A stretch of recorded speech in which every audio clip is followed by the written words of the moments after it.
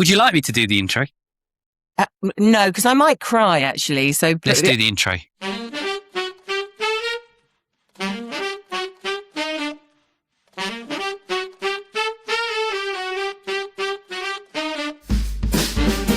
Athene Parker has spent over 25 years working at the intersection of creativity, leadership, and community across the music, advertising, and creative industries. She was the kind of person that made things happen behind the scenes. Then life changed the equation. When her son Jack was diagnosed as non-speaking autistic, Athene found herself navigating a world that most workplaces had no language for. She had been trained as a CTI coactive coach. She understood leadership, she understood community, and she also understood from the inside what it felt like when an organization has no room for the real human being sitting in the room. Out of that personal reckoning came something remarkable. Athene created the Empower Breakfast, an independent, founder-led event series and podcast that has become one of the most trusted spaces in the creative and advertising world for honest, human conversation.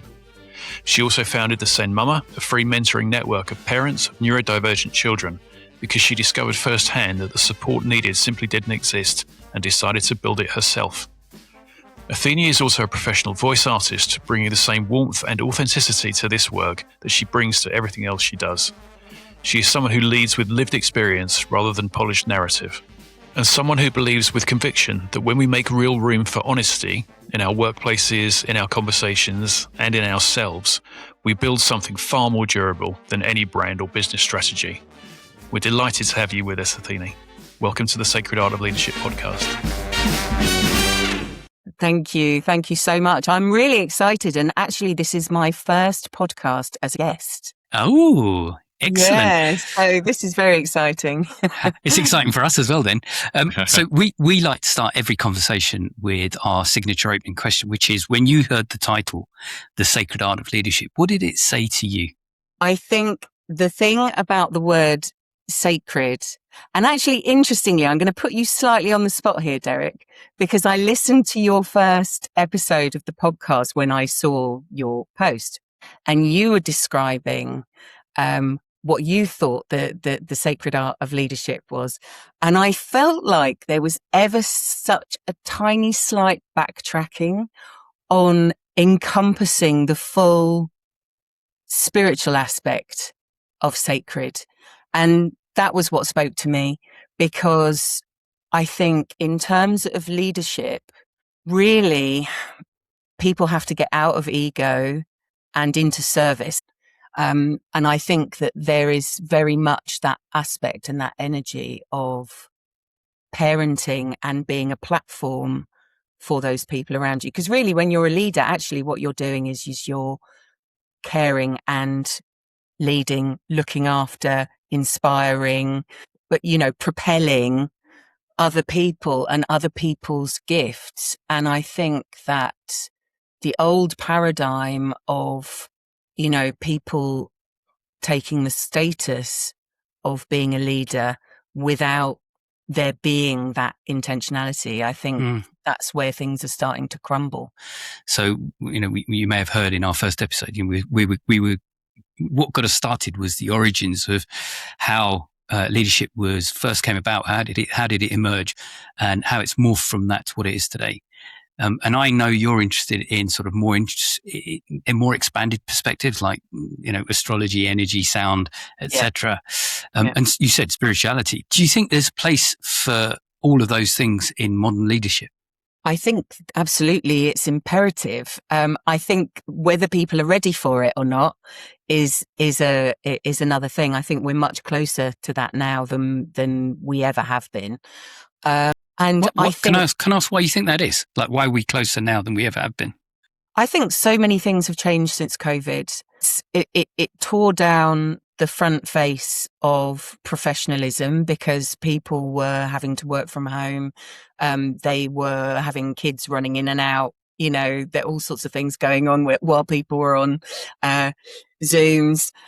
And I think that was such a massive and an abrupt disruption of all of our years and years of accumulated work habits, presenteeism being one of the main things. If you're not at your desk, then you're skiving.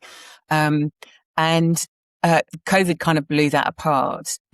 And I think that people are looking for, it's almost like having a faith. I mean, I'm very spiritual. I believe in a higher source. I believe that there is a direction. There is a guiding force that is playing through all of us. I don't necessarily believe in God in the way that maybe the sort of traditional religious structures talk about it. But I think that everybody is looking for that sense of being held. And I think that makes an awful lot of difference. And I think just from a frequency perspective, I think that everybody is upgrading, and things that people wouldn't have entertained or thought about are now becoming much more mainstream, really. Absolutely. So can I ask, you rightly pulled me up on my backtracking a little bit on that, using that word sacred, right? Sorry, no, but Derek. this is, rightly to do so. And I find it really interesting because I didn't even necessarily notice that I did, but I am aware that even using the word spirituality makes me feel a little bit uncomfortable in a room full of people who maybe aren't thinking in the same way. Like, hopefully the universal consciousness has shifted and now it's actually okay, and I should just be talking about it like it's a normal everyday thing. But I'm aware that we need to meet people where they are, because certainly for me, if someone starts talking about some crazy religion, I'm just I can't help myself but just not connect somehow. And I don't want that. I don't want to be talking like somebody that people just close off to because I've gone too far wacko down the woo-woo train, So how do you how do you manage that? I think I'm becoming much more open about what I really sort of truly feel and believe, because I am a massive believer in not in authenticity in terms of, I really believe in authenticity, but the more authentic you are on a vibrational perspective, you will then attract the people that will really resonate with what your message is. And it's funny that you mentioned woo-woo, because I don't actually see that as an insult now. I'm like, yes, absolutely. I believe in a whole spectrum. If you think about the light that we can see, that our eyes will pick up, it's like a nano slice of all the different light waves that are out there. And if you imagine that then being consciousness, we have an awareness of a microcosm of everything, so. You're right. I think we need to drop the word woo-woo, because once upon a time, fire was woo-woo, flying was woo-woo, telecommunications was woo-woo, right? These things were, just because we didn't understand it, we're just reaching a state of higher awareness where we need to start understanding things that are beyond us, and science is slowly getting to explain that. I saw that on your about page, you said you can only meet someone as deeply as you've met yourself. Yes. Can you tell me a little bit more about your journey around that statement? Okay, so I think that leadership goes hand in hand with life experience, and you have to have had some kind of dark night of the soul to be able to be in a position to embody and to hold emotional space for people. And if you are managing teams, you are effectively managing everything that comes with them. And I think my journey with my son, so my son was diagnosed with autism, and he's non-speaking. And also he has a PDA profile, which is pathological demand avoidance. He's a very tricky little firecracker. He's amazing, but he is a lot. And when we were first in the situation where we realized that it wasn't just a speech delay, and if I had a pound for everybody who said, Einstein didn't talk until he was 4, and, Billy up the road didn't talk until he was 8, and all of those things, actually, it's a motor issue, and it's apraxia. So these children are essentially locked in, which is really awful when you kind of get to the roots of what they're experiencing. But I was really devastated because I found myself, I'm going to get emotional now. I should have got some tissues. I found myself in this landscape that I completely didn't recognize. You know, everybody's speaking a different language. You're having to deal with all of these kind of official bodies, the NHS, the council. You have assessments and quite grueling diagnosis processes. And the initial assessment for Jack went terribly wrong. There was basically about 9 of us in this tiny space. And at the time, so Jack would have been 3, and it was like he was in pain, you know. Anyway, it was horrendous. And he was trying to escape out of the room, and he yanks open this gate and he's running and he's pegging it to run outside. And I caught him and we ran outside, and it was my first ever experience of driving icy rain. and I'm holding Jack and I'm walking, and I've got this speech and language therapist who was not the most empathic of people, I shall put it that way.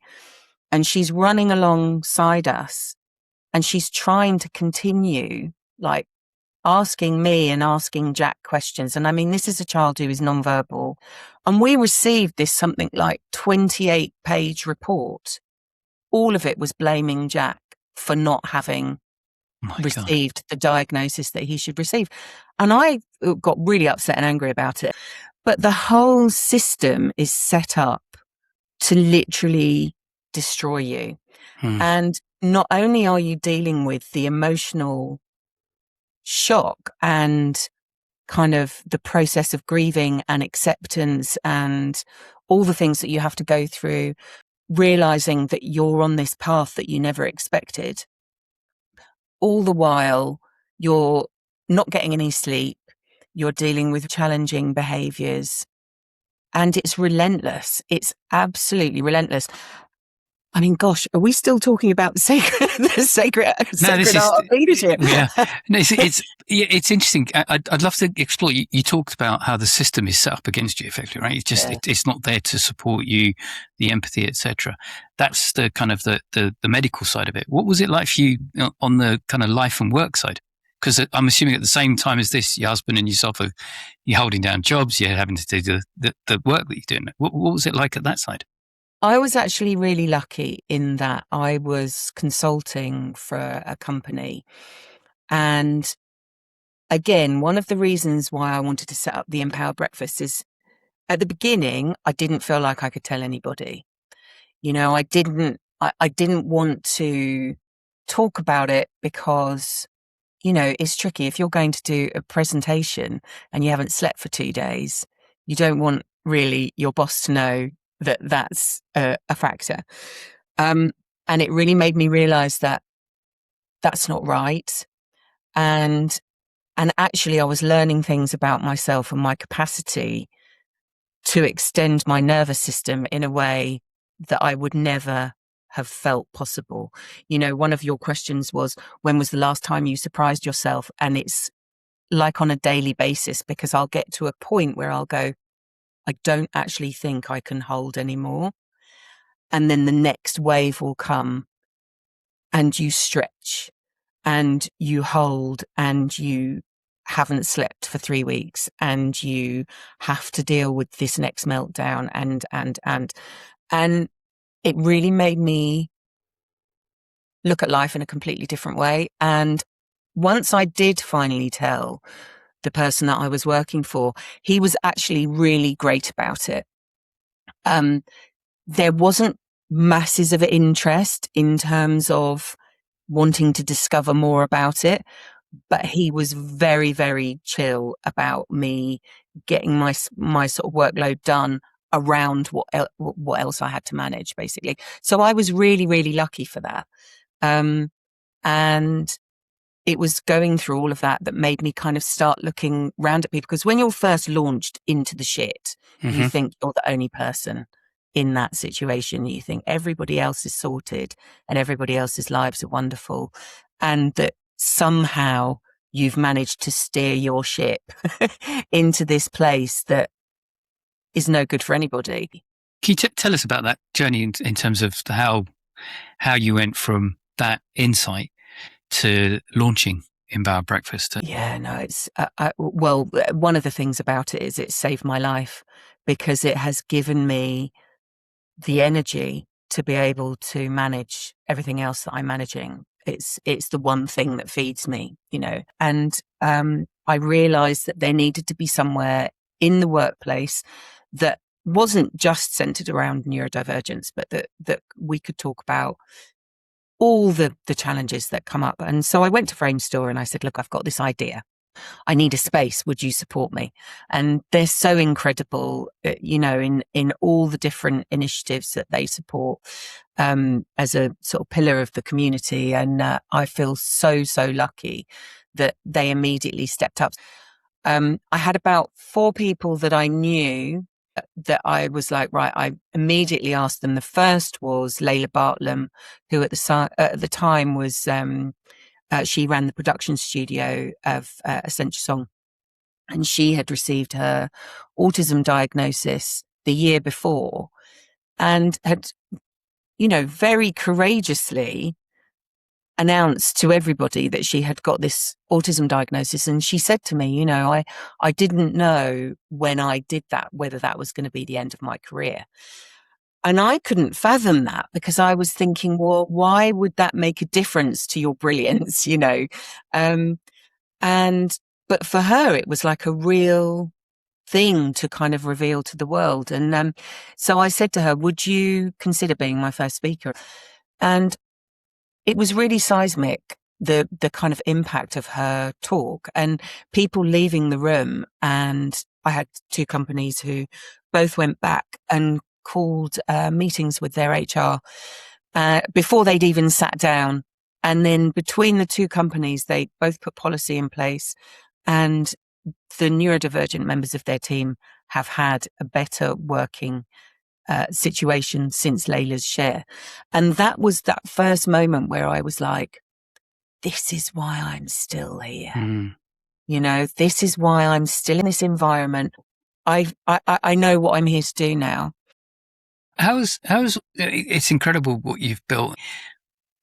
And the question I get is like, it takes so much adversity and so much before we can get there. How do we get, if you could speak to, and, you could speak to all the leaders in all the organizations across sectors, what's the message you'd want to get across to them? I think in terms of, it's very difficult, isn't it? Because we live in a capitalist society. We have organizations that are working to make money.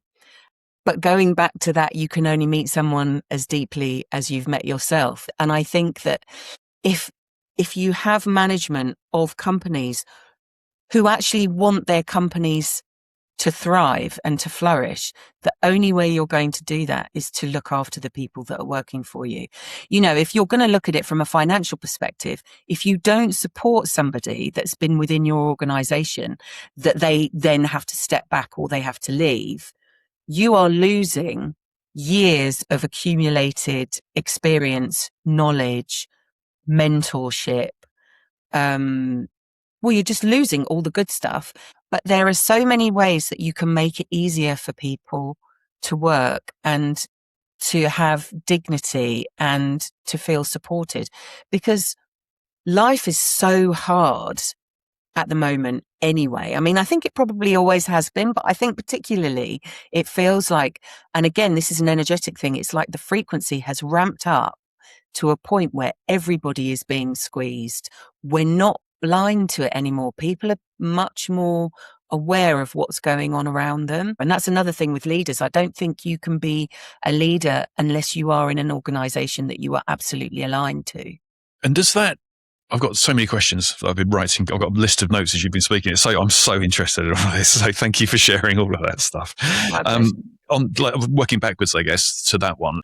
if you're that sort of organization that will support people whatever their life situation, which is why I would encourage, won't that company succeed in the long term over the companies that end up being full of young, white, male, non-neurodivergent? I think ultimately, yes. I think that when we're in situations like we are in terms of the climate, the political landscape, the economy, everything, thinking is very short-sighted and it's very immediate.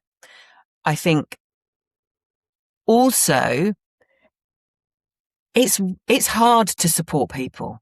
It is hard to make the accommodations to make things work.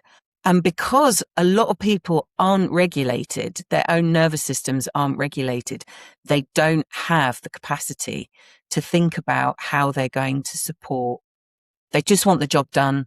They don't want any questions asked, and they just want you to get on with it. And it's really short-sighted. And I totally agree with you that the companies that are putting those accommodations and those support structures in place are going to be the companies that will have longevity and that will succeed. Because also the other thing is people don't want to buy from companies or buy into companies that are no longer aligned. And I think that has been massively highlighted by Gen Z, because there is a completely different, ethos to life than the Gen X, which I would say we're probably all part of.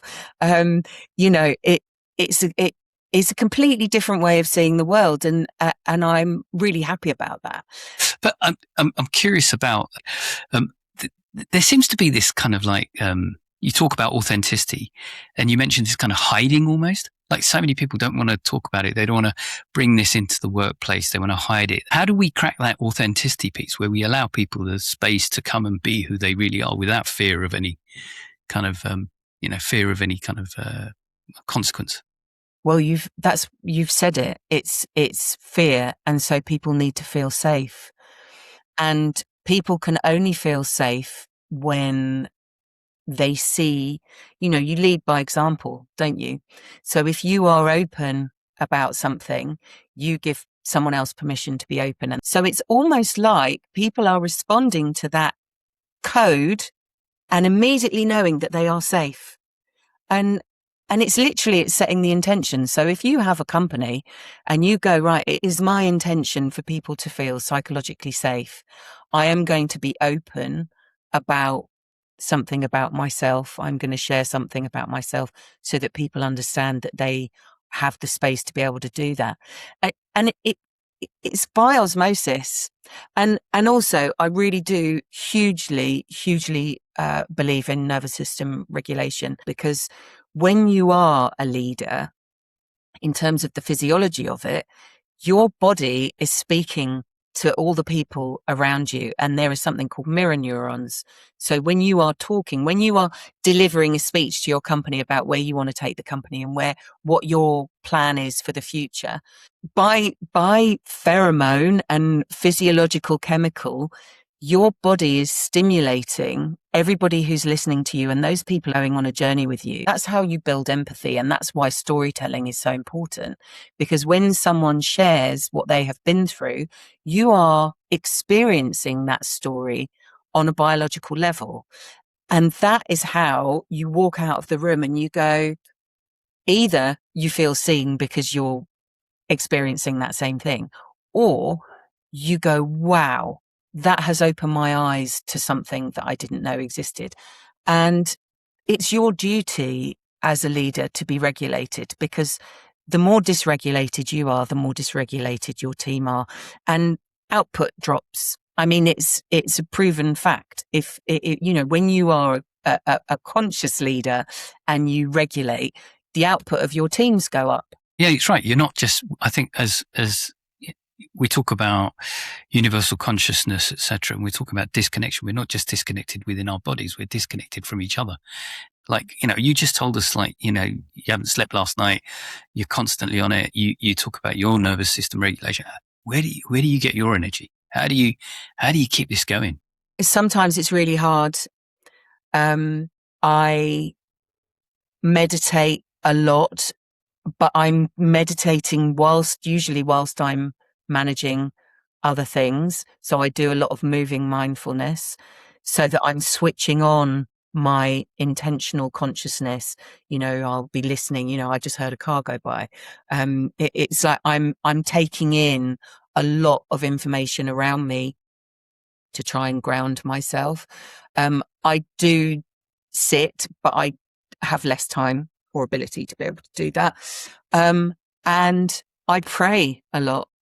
I ask for help, and I believe that everything that I'm experiencing is what was mapped out. Sometimes I'm like, why the fuck didn't I get the easy life bingo card? But, it is what it is. And I try and find meaning, and some people might go, oh, well, she's just trying to justify and looking for a hook. But, it gets me through. Can I ask on a more personal note?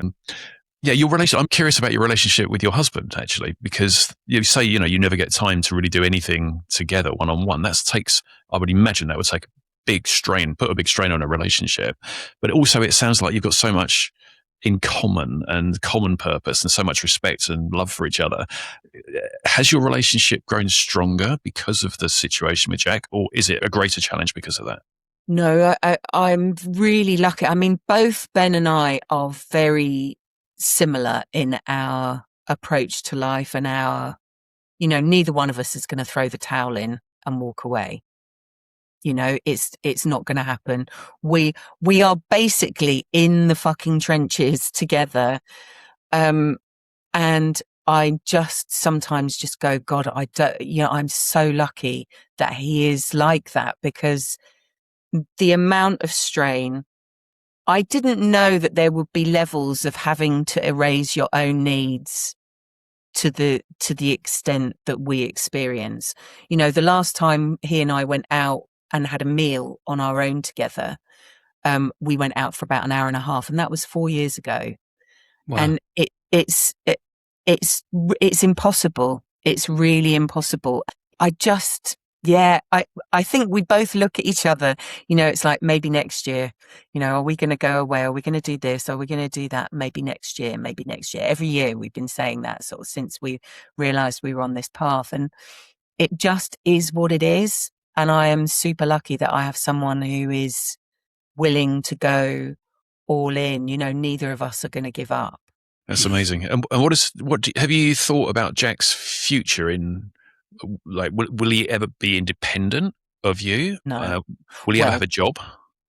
No, I doubt it. I mean, I say that. One of the people that I hold on to in my heart is a guy called Jason Arday. I don't know if you know who he is, but he is a black professor at Cambridge University. He's the youngest professor ever to be hired at Cambridge University. And he didn't speak till he was 11. And he didn't read and write until he was 18.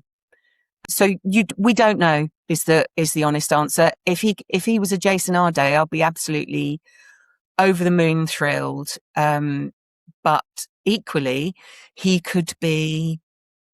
There's an amazing scene in a film called Spellers when it's this young boy, Jamie. And Jamie is having a conversation on a computer that is speaking. So him and his friend are typing. And his friend is hugely lacking in control of his body. So he's physically stimming, he's vocally stimming. So he's making noises that will make people feel uncomfortable. He's like, oh, and you would immediately watch. And I remember the first time I watched the film, without even thinking, I just sort of categorized the child as not really being, just being completely incapacitated. And they're sitting having a chat about Tupac. And it blew my mind. You've got these two 18-year-old boys who are literally expressing themselves as young men. And they are locked in bodies that people completely dismiss them and disregard them. So I don't know. I hope one day I will have Jack in a situation where we will be able to support him to be his absolute best version, because also it's difficult, right? If you're sitting at a desk, it's going to be very difficult if you're sitting next to someone who's physically and verbally stimming. That is going to be hard. So everybody needs to be taken into account. But if there would be a way that person's brilliance was able to be funneled into an organization. I mean, that would just be like heaven. I think that's the problem, right? We're comparing or judging a fish by its ability to climb a tree, right? I think we're looking at it completely wrong. You know, we need to find. I think as leaders, you need to find the gifts in your people, and the differences in your people is the gifts that they bring. And I think if we can find the gift in that and then harness that, and how you harness it, who knows, right? As you say, we're at an inflection point now where AI could come up with something so amazing that there is that communication. And rather than having someone sat next to you, can you imagine if that lad that was talking about Tupac wrote a report that people could read in their own time that actually, well, that's a perfect way to do it. But I think this whole comparison of be more like us is just ridiculous, isn't it? I think, I mean, gosh, it would be so amazing if you had a philanthropist who was kind of like, yeah, I want to create that space. And if you did have somebody that could create a space for these kids and these people, for everybody, you know, for everybody to feel needed. And that's the thing. It's like, you know, if you can acknowledge people when they're working for you, for what they do, for what their strengths are, I think not everyone is altruistic and wants to bring out the best in other people. But I think, you know, when someone says something to you that's true, and to be willing to kind of look at that and to take that on board and to grow from that. And so that's everybody. Everybody needs to be supported. I mean, I do live in a utopia in my head, don't I? I'm realizing right now. I'm sure it's a utopia that many resonate with, right? That actually what we're trying to strive for is a better world. Yeah. Right. Yeah. A more compassionate, kind, caring world. And I don't know anyone who doesn't want that. Well, maybe. I think we're gonna do the quick fire questions in a minute, but you did mention ADHD a little while ago, and then we kind of got sidetracked. So I'd love to know a little bit more about that, what the symptoms are for anyone else who's listening that might identify with it or who's just curious. What is that? Okay, well, so, I mean, autism and ADHD are sort of opposing forces. You've got the autism, which is the need for structure, repeatability, routine, safety, the known. And then you have the ADHD that is like the spinning of 1,000 plates. I mean, the ideas that flow through my mind on a moment to moment basis, it can be quite exhausting. That can be quite exhausting. And also the, you know, the speed of my brain versus the desire not to go anywhere that's going to result in my annihilation, you know, because that's what my brain is telling me. The autism is trying to keep me safe. The ADHD is trying to make me go out there. And these are all huge traits. Like, for example, Jack not sleeping. If we were in a tribe of hunter-gatherers, he'd be the night watchman, you know, because his mitochondria are not impinged by a lack of energy. Do you know what I mean? He is literally on all the time. And again, that's like an energetic frequency that is downloading into his body. And so I spend a lot of time visualizing, like trying to mentally balance it to try and bring him down into some sort of peace. But that's another thing. I visualize things in massive detail. I'm not sure if that's the autism or the ADHD. I don't know. It is fascinating. It is, and I think it's probably slightly off piece. No, it's all good, and we'll have to we'll definitely get you on again because I think there's a lot of good stuff we can unpack here. I just want to, before we go on to the quick fire questions, if somebody's listening to this and they're kind of like you say, people come along and it really resonates with them, what's the best kind of signpost? Is it the Empower Breakfast? How can they find you?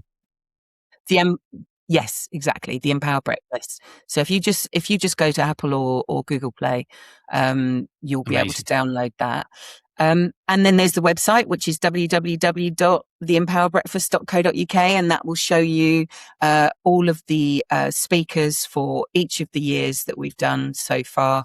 I've also got a mentoring network, and that's comprised of some of the speakers and then some other members of the Empower Breakfast community who are available to be challenge buddies.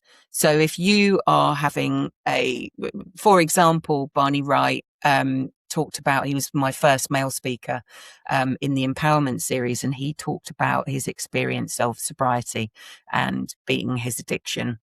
So he is one of our mentors. So if you are sober curious, or if you are on your journey of sobriety, both from alcohol, drugs, however that looks for you, Barney's available to have a chat and to just share experiences. They're not trained professional coaches or therapists, but it's lived experience, and just knowing that there's somebody to listen to you who gets where you're at. Like a wisdom partner, someone who's been there, right? Wisdom partner. I love that. Amazing. Thank you so much for sharing that. Derek, do you want to do the quick fire round? We do this quick fire round. Sure. So it's 5 questions also. I think you might have already answered a couple of them. We are sure that Jack teaches you something every day about life, leadership, love, and so much more. What's his most recent lesson? His self-regulation, that you can't push through when you're in an environment or a situation that has escalated to a point where you really have got no room to contain. You have to step out and you have to regulate yourself. And that's when you're able to come back into the arena. Perfect. 3 words to describe what you wished every leader was. 3 words to describe what I wish every leader was. Self-aware. I mean, that really is the foundational point. There's got to be self-awareness. And really for me, and it's not just leaders, it's people in general, the most important gift you can give to the world is kindness. And people would say that that's twee. And actually, it's the one thing that keeps us all going. And that's it. So self-aware and kind. Love it. What's the thing you used to think made a great leader that you now think was just a story we tell ourselves? That was a really hard question. I think it goes back to what you were talking about in terms of a leader who is actually authentically unconscious and isn't aware.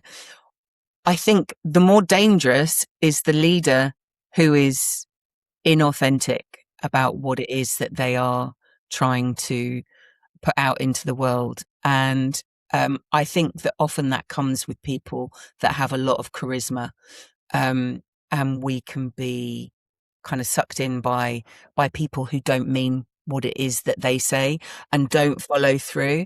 And I think that you can only get by and circumnavigate that by being really in tune with your own DAR and knowing whether that person is somebody that you want to listen to and invest energy in or not. Love it. Does that answer the question? Yeah. It does. Very good. What's the conversation that all boardrooms, or let's say all teams, are still refusing to have? I don't know. I think most things, I mean, interestingly that you put it in that context, because now suddenly I see a group of people in a room and what do they not want to, I was thinking of it in a much broader way in terms of, I think most conversations are being had. I think it's the follow up and the follow through that needs to be looked at now, because I think we've got to a point where people are so open now to discussing much more practical elements of like, I don't know, fertility. That was the event that we had last week with Keely Dwight from Mother. That was an amazing conversation. I think many more companies are open to talking about things, but they need to start putting policy in around these topics. And you touched on this earlier, but we'll try it again. You've accomplished so much. When did you last surprise yourself? I think I surprise myself on a daily basis for lots of reasons. Just because there is a constant realization of the landscape that we live in and the challenges that we have with Jack. And I think one of the most amazing parts of being part of the Empower Breakfast is that I'm watching it develop and unfold in real time like everyone else. And I really feel like I'm the guardian of this space, and it's an entity on its own, and I go, oh my God, this is amazing that I get to be part of this whole experience, and see the impact that it's having and see the positivity that is coming from it. And also it really is helping people's mental health. So that to me is a constant amazement. And that actually leans into something that we've got in our show notes that I'm not sure where we found this together from, but how do you believe that leadership is demonstrated by what you build for others, not what you accumulate for yourself? That's just so important and powerful. It totally is. And it goes back to what Dip was saying in terms of you are a custodian of somebody's mental, emotional, psychological and physical safety. You are a parent. Amazing. Thank you. Wow. What a conversation. I've loved it. I hope I haven't sort of bored you off. No, not at all. Fantastic. No, it's so special to be able to get into such a important, and in my world, you don't really get an opportunity to talk to someone like you for that long about something like that, and learn so much, right? And learn so much. Exactly that. Yeah, it's amazing. So thank you. Well, I've loved it. I really have. Thank you so much for the opportunity. It's great, You're and welcome. I love what you're doing. And own the sacred, Del. Yeah, okay, I'll try. I will. Own it. It's a radical act. It's a radical act, and I just think it is so important, because actually you'll find that the more we talk about things, the more people go, oh yeah, well I think blah blah blah, and I go, oh, I didn't know that you thought that, and it's allowing people to reveal themselves. And that's that. You know what? I'm so glad, because that was the premise of the podcast that Derek and I, when we were talking about, was exactly what you've just said. So yeah, thank you for giving us the encouragement to keep going. And if you've enjoyed this episode, like, subscribe, follow, share, do all the good things you need to do on all the social platforms. And more interestingly, let us know if there's someone out there that you think we should be having a conversation with. We'd love to get people that you want on the show. See you next time.